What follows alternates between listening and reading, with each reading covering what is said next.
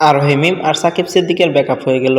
তো আরোহী মিম আর সাকিব সিদ্দিক রিলেশনে আছিল, এখন তাদের ব্যাকআপ হয়ে গেছে। তো বন্ধুরা কেন ব্যাকআপ হয়ে গেছে তা জানাবো এই ভিডিওতে।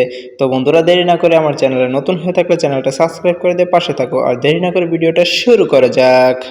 সাকিব সিদ্দিক আরোহী মিমকে অনেক পছন্দই করতো এবং আরোহী মিমও সাকিব সিদ্দিককেই পছন্দ করতো। তারা বিয়ের সিদ্ধান্ত নিয়ে ফেলেছিল, কিন্তু হ্যাঁ, মাঝখানে মিরাজ এসে আরোহী মিমকে পছন্দ করে এবং প্রেমের প্রস্তাব দিয়ে দেয়। প্রথমে আরোহী মিম রাজি হয়নি, কিন্তু এরপর আরোহী মিমও রাজি হয়ে যায়। এখন মিরাজ ও আরোহী মিম রিলেশন করতেছেন, কিন্তু সাকিব সিদ্দিক আর আরোহী মিমের কোনো নাটক নেই, কারণ তাদের মধ্যে ব্যাকআপ হয়ে গেছে।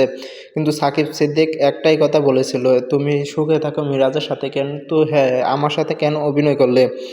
কিন্তু বন্ধুরা, মিরাজ খান ও আরোহী মিম এখন রিলেশনে আছেন, কিন্তু আগে রিলেশনে ছিল সাকিব সিদ্দিক আর আরোহী মিম।